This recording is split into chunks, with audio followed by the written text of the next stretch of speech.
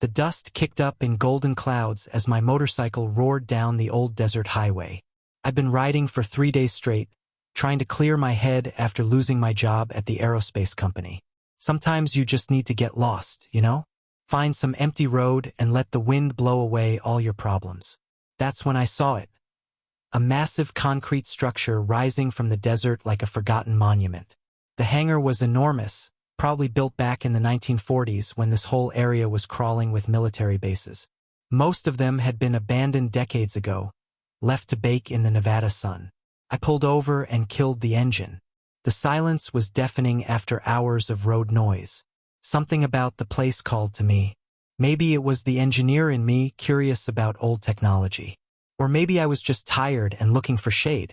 The main doors were chained shut, but there was a smaller side entrance where the lock had rusted away years ago. I pushed through, expecting to find nothing but empty space and bird droppings. Instead, I heard the sharp crack of metal being struck and a woman's voice cursing in what sounded like 3 different languages. Son of a damn hydraulic coupling, piece of junk. I stepped deeper into the hangar, my eyes adjusting to the dim light filtering through dirty skylights. What I saw made me stop dead in my tracks. In the center of the massive space sat what could only be described as a spaceship.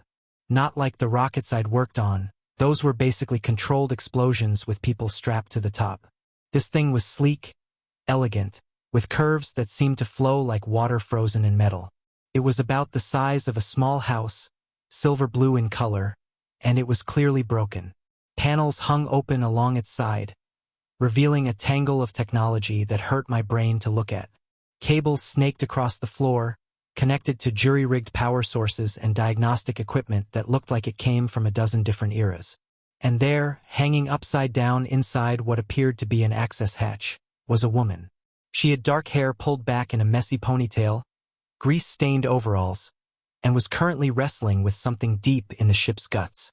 Her legs kicked as she tried to get leverage on whatever she was working on. "Need some help," I called out. She froze.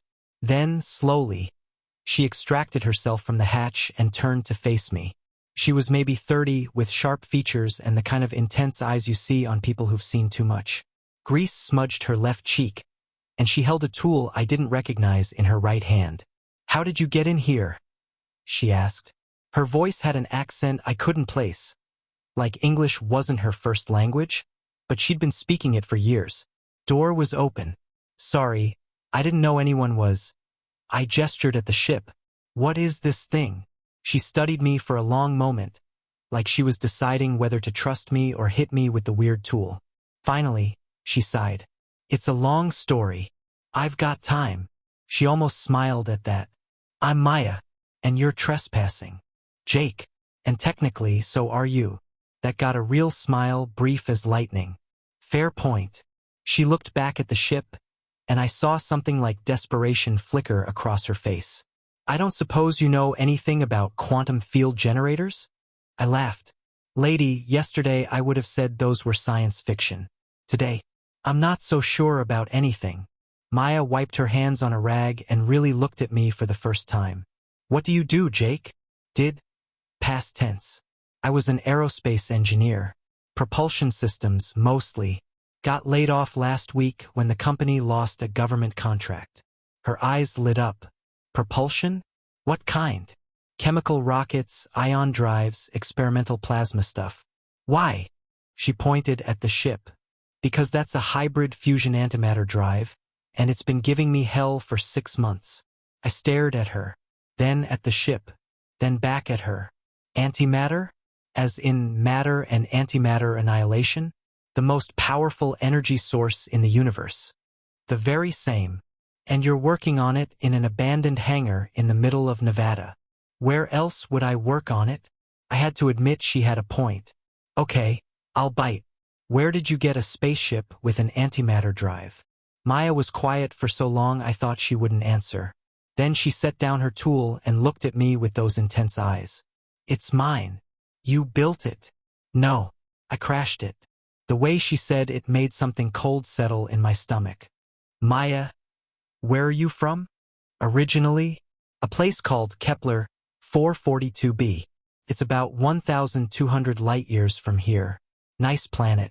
2 suns, purple grass, cities that float on anti-grav platforms. She said it like she was talking about growing up in Ohio. I sat down hard on a nearby crate. You're an alien. Half. My mother was human. My father. She shrugged. Let's just say interspecies relationships are complicated. I looked at her again. Really looked. Now that I knew what to look for, I could see subtle differences. Her ears were slightly pointed. Her eyes reflected light differently. Her fingers were longer than they should be. How long have you been here? I asked. On Earth? About 10 years. In this hangar? 8 months? Give or take. And you've been trying to fix your ship alone this whole time? She laughed, but there was no humor in it. I tried getting help. Do you know what happens when you walk into a university physics department and ask for assistance with faster-than-light travel? They either think you're crazy or they want to dissect your technology and turn it into weapons. So you gave up? I didn't give up. I went underground. Literally. Found this place, moved my ship here piece by piece. It was scattered across 3 counties after the crash. Been putting it back together ever since. I stood up and walked closer to the ship. Up close, I could see the craftsmanship was incredible. Every line was purposeful, every curve designed for function as much as beauty. But I could also see the damage, scorch marks, twisted metal, hasty repairs. What happened? When you crashed, Maya's face darkened. I was running. My father's people. Let's just say they don't approve of half-breeds. They found out about me and decided I was an abomination that needed to be corrected. So I stole a ship and ran. And came here. Earth was the only place I knew of with a large human population and primitive enough technology that I could hide.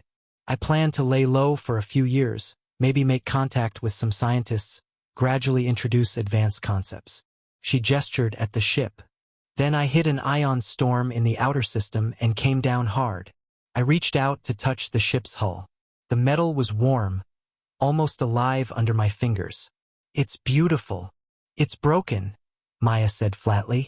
The quantum field matrix is destabilized. Every time I think I've got it fixed, something else goes wrong. I'm missing tools, missing parts, missing about 3 advanced degrees in theoretical physics. But you keep trying. What choice do I have? This ship is my only way home. And if I can't get home? She trailed off. What happens if you can't get home? Maya was quiet for a moment. My father's people are patient, but they're not stupid. Eventually, they'll find me. And when they do... She didn't finish the sentence. I walked around the ship, taking in the scope of the damage and the repairs. Maya had done incredible work with limited resources, but I could see why she was struggling. Some of the technology was so far beyond Earth's current level it might as well have been magic. You said you've been at this for 8 months? 8 months, 12 days, approximately 6 hours. That's very precise. When you're counting down to possible death, you tend to keep track. I stopped walking and looked at her. Maya, why are you telling me all this? For all you know, I could be a government agent or a corporate spy or just some crazy person who'll blab your secret to the world. She picked up her tool and hefted it thoughtfully. Because in 8 months, you're the first person to find me who didn't immediately run away screaming or try to call the authorities.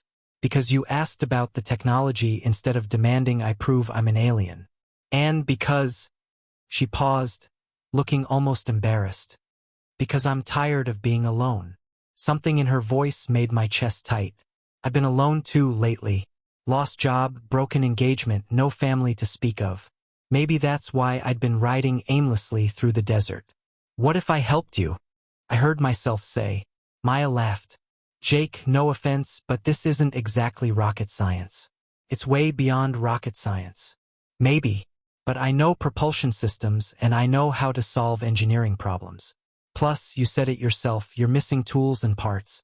I might not understand quantum field generators, but I bet I know where to find components that could work as substitutes. She studied me again with that unsettling intensity. Why would you do that? Because... I thought about it. Because this is the most incredible thing I've ever seen.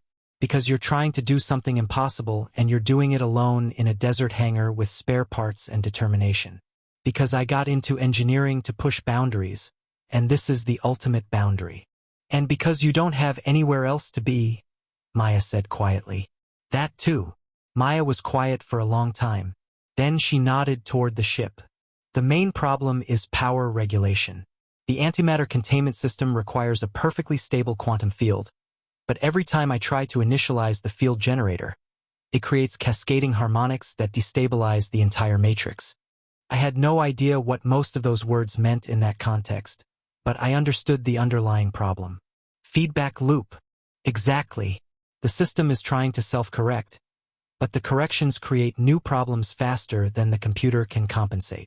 What about isolation? Separate the problematic systems, stabilize them individually, then bring them back online in sequence. Maya blinked. That's actually not a terrible idea. I've been trying to fix everything at once because that's how the system was designed to work. But if I could isolate the field generator. She was already moving, pulling up holographic displays that appeared in midair. The symbols and equations were completely alien, but I could recognize system diagrams and data flows.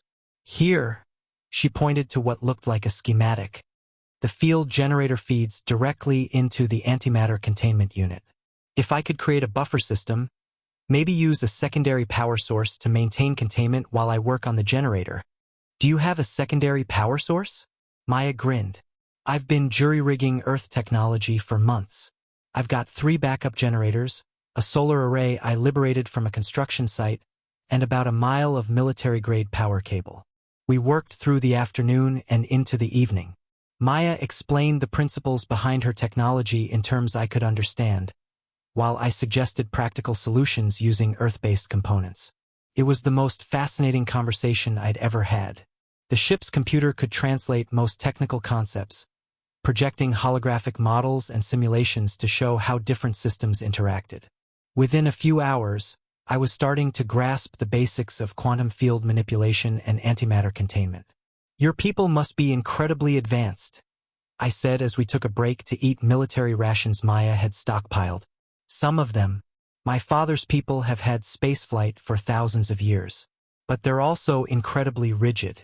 Tradition, hierarchy, genetic purity, they're obsessed with maintaining the old ways.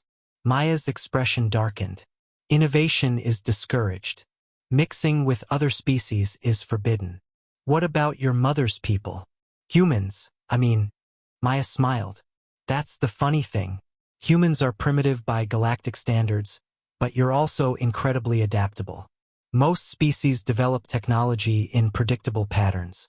You guys do things nobody expects, solve problems in ways that shouldn't work but do. Like fixing alien technology with spare parts and stubbornness? Exactly. As the sun set, we strung work lights around the ship and kept going.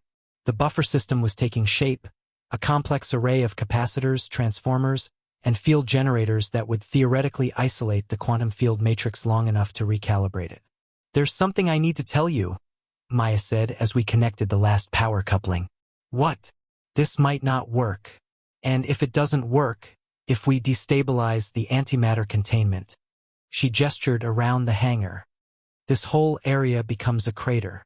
I paused with my hands on the power cable. How big a crater? Maybe a mile across. Ha! I finished the connection. Good thing we're in the middle of nowhere. Maya stared at me. Aren't you scared? Terrified. But also, this is the most alive I've felt in years. Win or lose, we're doing something that matters. She nodded slowly. My father's people would say you're reckless and primitive. What do you say? Maya smiled. I say you're human. And maybe that's exactly what this project needs. We spent another hour double-checking connections and running diagnostics. Everything looked good on paper, or on the floating holographic displays that served as Maya's version of paper. Ready? Maya asked, her hand hovering over what I assumed was the activation control. Do it. The ship hummed to life. Lights came on all along its hull, and I could feel a vibration in the air, like standing next to a massive generator. The buffer system engaged with a sound like singing crystal. Field generator coming online, Maya reported, her eyes fixed on the holographic displays. Power regulation steady. Antimatter containment stable. The humming grew louder, more complex. It was beautiful, like hearing the universe itself sing. Quantum field matrix initializing, Maya said, and I could hear the excitement in her voice.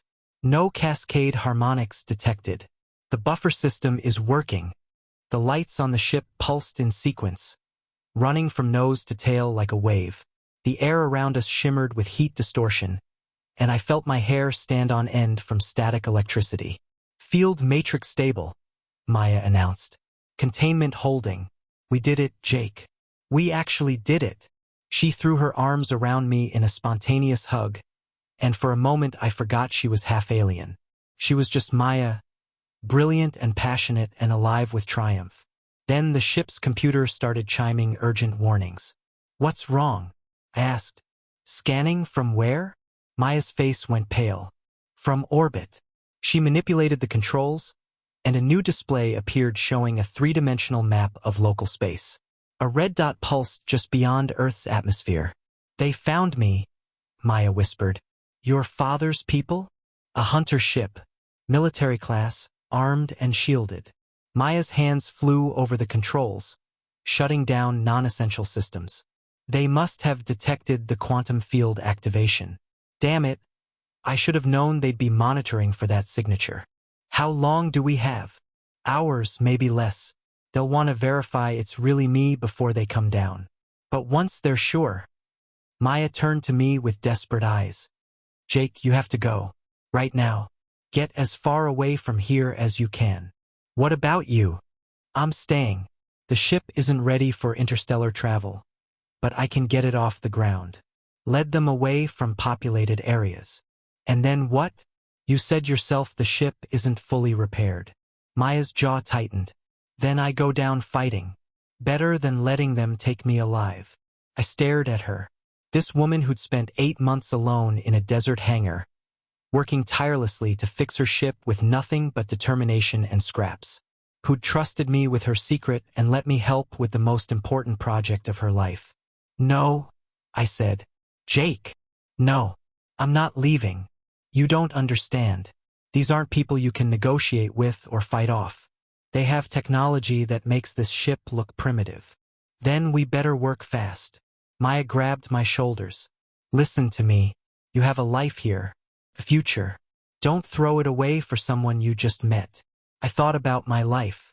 My empty apartment. My dead-end job that no longer existed.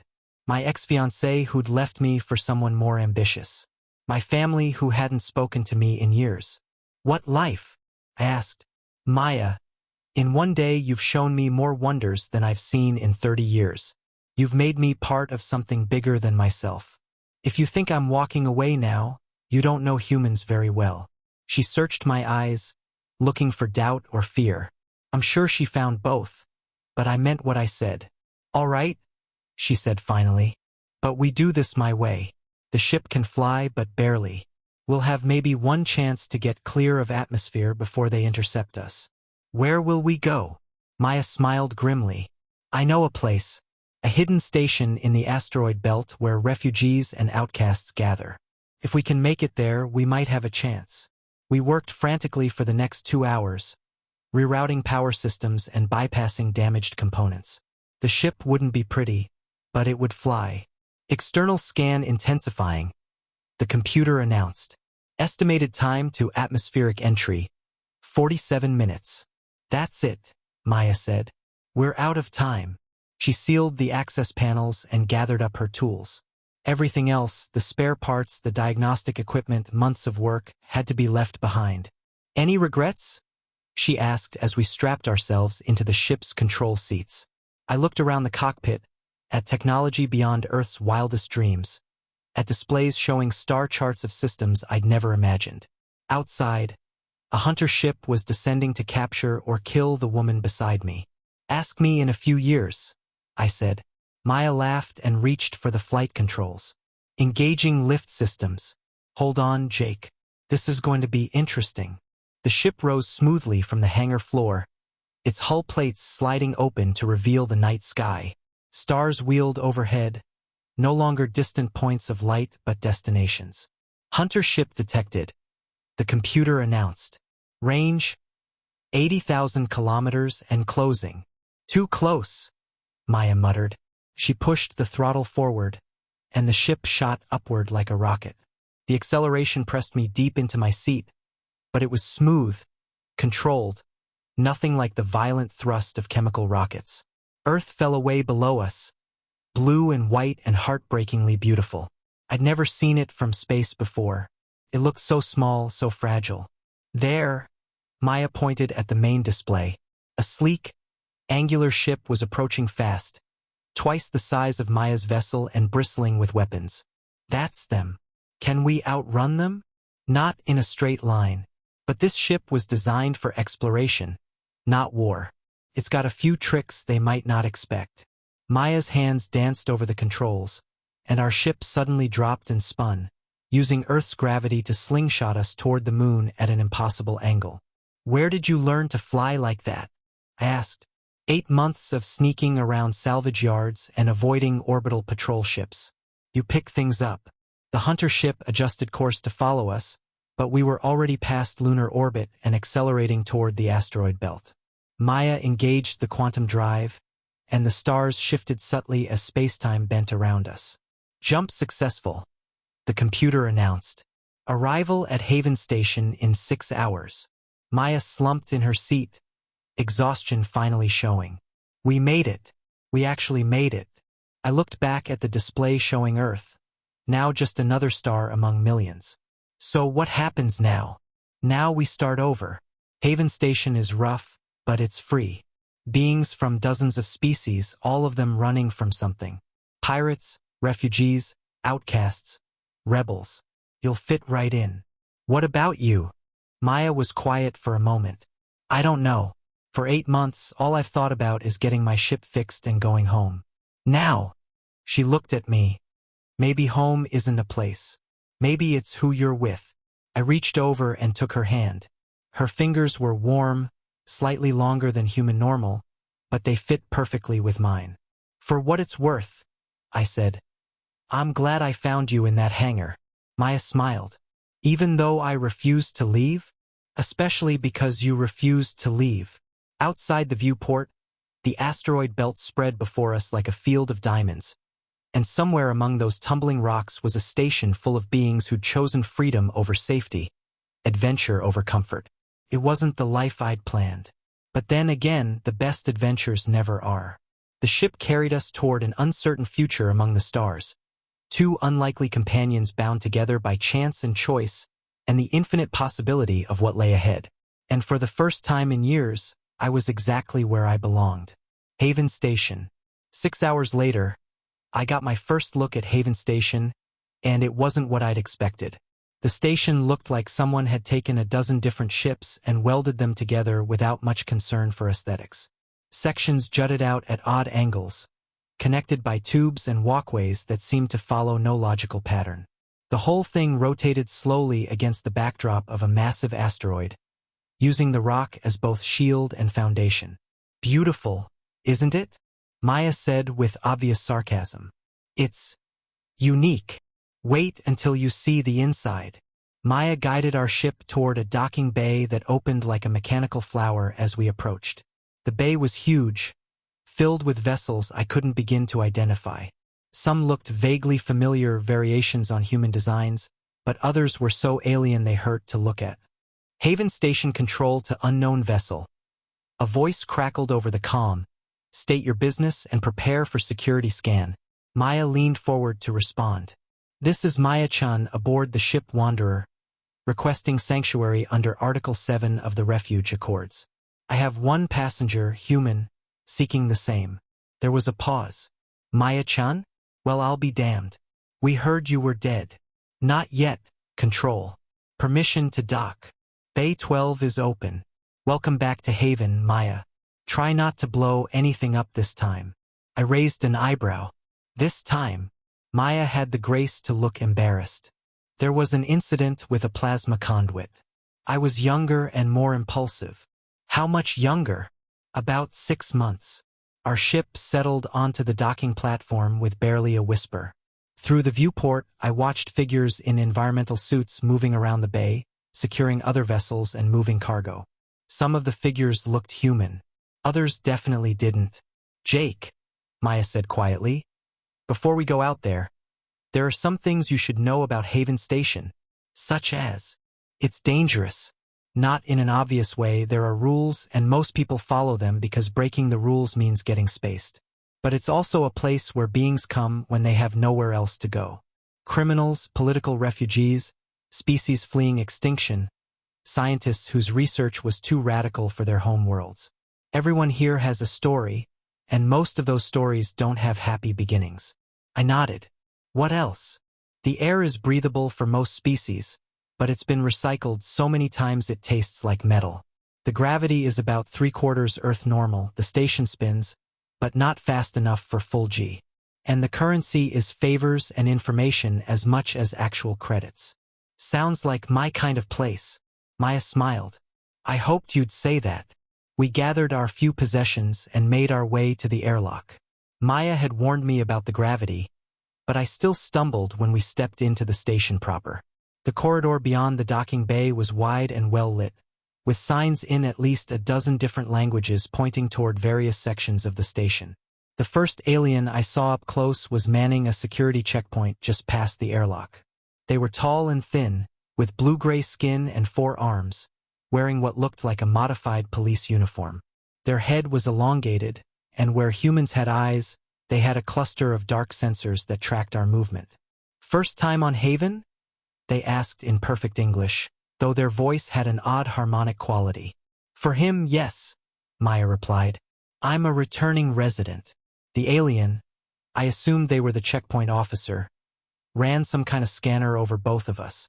Human male, age approximately 30 Earth years. No obvious cybernetic enhancements or biological modifications. No weapons detected. Genetic markers consistent with Earth-human standard. They turned to Maya. "Half-human hybrid. Maternal lineage Earth-human. Paternal lineage." The scanner beeped. "Interesting. Zephyrian?" "Quarter," Maya said. "My father was half-human himself. Complicated family tree. Welcome back to Haven Station, Maya-chun. Your previous quarters are still available if you want them." "Thanks, Kex. This is Jake Morrison. He'll need temporary housing until we can figure out something permanent." Kex made a note on their display. "Guest quarters in Section C are available. Standard rate is 50 credits per day or equivalent work assignment." I started to ask what kind of work, but Maya touched my arm. "I'll cover it for now. We need to talk to Administrator Voss anyway." We collected temporary ID badges and made our way deeper into the station. The corridors were bustling with activity. Beings of every description moving about their business. I saw what looked like a walking tree arguing prices with a crystalline creature that chimed when it spoke. A group of humans in coveralls pushed a cart loaded with mechanical parts past a being that looked like a cross between an octopus and a computer terminal. "The diversity is incredible," I said. "Haven Station serves about 200 different species," Maya explained.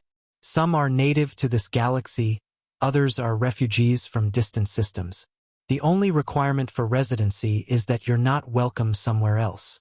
We took an elevator to what Maya called the administrative level. The elevator was large enough to accommodate beings much larger than humans, and the control panel had symbols that made my eyes water to look at them. "Maya!" a voice called as we stepped off the elevator. A human woman was walking toward us, arms outstretched. She was older, maybe 50, with short gray hair and the kind of weathered face you see on people who've spent their lives in space. "We got word you were coming in. I was starting to think you'd finally managed to get yourself killed." "Not yet, Administrator Voss, though it was close." The two women embraced, and I could see the genuine affection between them. "And you must be Jake," Administrator Voss said, turning to me. Maya sent a message ahead. "Welcome to Haven Station." "Thank you. Though I have to admit, I'm still trying to process all of this." Administrator Voss laughed. "Join the club. I've been here 15 years, and I still see things that surprise me." She gestured for us to follow her. "Come on." Let's get you both settled and figure out what comes next. Her office was surprisingly normal, a desk, chairs, computer terminals that looked like they could have come from Earth. The only unusual touch was a large window that looked out into space, showing the slow rotation of stars and asteroids. So, Administrator Voss said, settling behind her desk, Maya tells me you helped her escape some very unpleasant people. Her father's people found her, I said. We barely got away. Zephyrian hunters are persistent, Voss said grimly. They don't give up easily. You'll both need to be careful. Haven Station has neutrality agreements with most governments, but the Zephyrians don't always respect diplomatic immunity. What does that mean for us? Maya asked. It means you're safe here, but you'll need to be smart about any trips outside the station. And it means you'll need to contribute to the community if you want to stay long-term. I leaned forward. What kind of contribution? That depends on your skills. Maya, you're one of the best ship mechanics we've ever had. There's always work for someone who can keep our aging fleet running. She turned to me. What about you, Jake? I'm an aerospace engineer. Propulsion systems, mostly. Administrator Voss's eyes lit up. Perfect. We've got 3 ships in the repair bay with engine problems, and our only propulsion specialist just left for the Andromeda Galaxy. The job pays well, and it comes with permanent residency status. I looked at Maya, who nodded encouragingly. What would the work involve? Diagnosing problems, designing solutions, training junior mechanics. Basically, keeping our ships flying when they should have been scrapped decades ago. It sounded challenging. It sounded important. It sounded like exactly the kind of work I'd always wanted to do. I'm interested, I said. Excellent. Maya, what about you? Back to your old job in the main repair bay. Maya was quiet for a moment. Actually, I was hoping to discuss something else. The quantum field research I was doing on my ship. I think it might have applications beyond just faster-than-light travel. Administrator Voss raised an eyebrow. Such as power generation, weapons systems, maybe even artificial gravity without rotation. Maya's excitement was building as she spoke. The principles I've been working with could revolutionize how we approach energy physics. That's a big claim. I know, but I've had 8 months to think about it, and Jake helped me see some applications I hadn't considered. If Haven Station could be the first to develop practical quantum field technology, we'd be independent of the major powers, Administrator Voss finished. Not just a refuge, but a real player in galactic politics. Maya nodded. Exactly. Administrator Voss was quiet for a long moment, considering. It would take resources, lab space, equipment, research assistance. And it would be dangerous. If you're right about the applications, a lot of people will want to stop you from developing them. More dangerous than letting the Zephyrians find me? Point taken. Administrator Voss stood up. All right, I'll give you lab space and a research budget. But I want regular progress reports. And at the first sign that your work is putting the station at risk, we shut it down. Understood. Good. Jake, your quarters are in Section C, Level 7. Maya, your old place is still available if you want it. Or, she paused, looking between us with a knowing smile. There are larger quarters available for couples. I felt my face heat up. Maya and I had grown close during our escape, but we hadn't talked about what that meant for the future. We'll figure it out, Maya said diplomatically. I'm sure you will. Welcome home, both of you. As we left Administrator Voss's office, Maya was quiet, lost in thought. We took the elevator down to the residential levels, where the corridors were narrower and more lived in. Beings had personalized their spaces with decorations from their home worlds, creating a patchwork of different cultures and aesthetics. Nervous? I asked. Maya smiled. Excited. For the first time since I crashed on Earth, I feel like I can build something instead of just running. We stopped at a door marked with symbols I couldn't read. Maya pressed her palm to a scanner, and the door slid open to reveal a small but comfortable apartment. The main room had a couch, a small table, and a kitchenette. A large window looked out into the asteroid field, showing the slow dance of rocks and debris. It's not much, Maya said, but it's home. I walked to the window and looked out at the view. Earth was somewhere out there, invisible among the stars. My old life was gone. My job, my apartment, everything I thought was important. But standing there in that small room on a makeshift station in the asteroid belt, I felt more at peace than I had in years. Maya, I said, turning back to her. About those larger quarters Administrator Voss mentioned. She stepped closer, and I could see hope and uncertainty warring in her eyes. What about them? I think we should look into them. If you want to, Maya smiled, the uncertainty fading. I'd like that. But Jake, you should know, if we do this, if we build a life together here, there's no going back. Earth will always be out there. But this will be your home. I thought about it for exactly 1 second. I made my choice when I decided to help you fix your ship. Everything since then has just been following through. Maya laughed and threw her arms around me. Outside the window, the asteroids continued their ancient dance, and somewhere among them, 2 refugees from different worlds began planning their future together. It wasn't the life either of us had expected. But then again, the best lives never are. I wiped the grease from my hands and stepped back to admire my work. The cargo hauler's engine hummed with perfect efficiency, its newly installed quantum-assisted drive system purring like a contented cat. Around me, the repair bay buzzed with activity as mechanics from a dozen different species worked on various ships. "Nice work," said Zara, a Centaurian engineer who'd become my closest colleague. Her forearms allowed her to multitask in ways that still amazed me. "That's the 3rd successful quantum drive retrofit this month. Maya's research is paying off," I said, pulling off my work gloves. "Her theoretical work, my practical applications, we make a good team." "Speaking of Maya, isn't today the big day?" I grinned. "The presentation to the council?" "Yeah, it's in an hour." For the past year, Maya had been developing practical applications for quantum field technology. What started as an attempt to fix her ship had evolved into breakthrough research that could change how the galaxy approached energy and propulsion.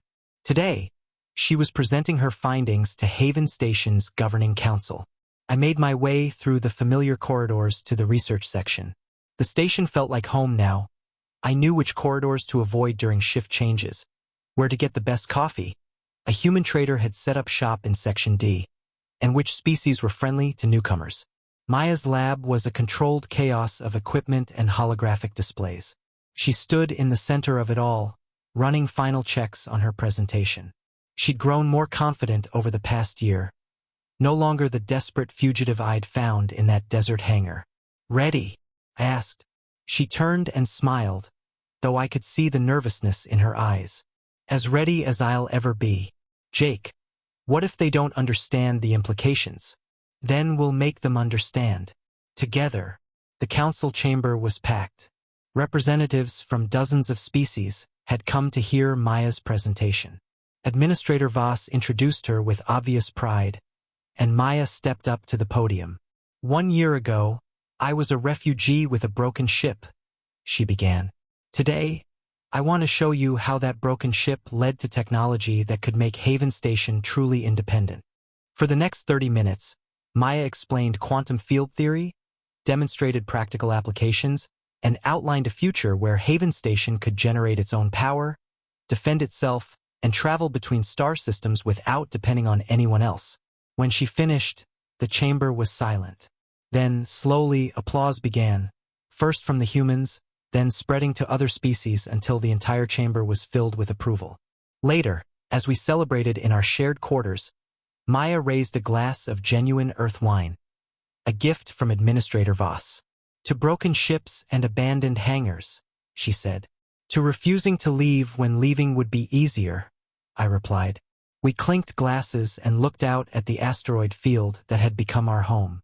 Somewhere out there, other refugees were looking for sanctuary. Other outcasts were searching for purpose. Other unlikely pairs were discovering that the best adventures begin when you choose to stay and fight instead of running away. Maya leaned against me, and I put my arm around her. Tomorrow would bring new challenges, new projects, new possibilities. But tonight, we were exactly where we belonged. Together among the stars, building something beautiful from the pieces of our broken pasts. The end.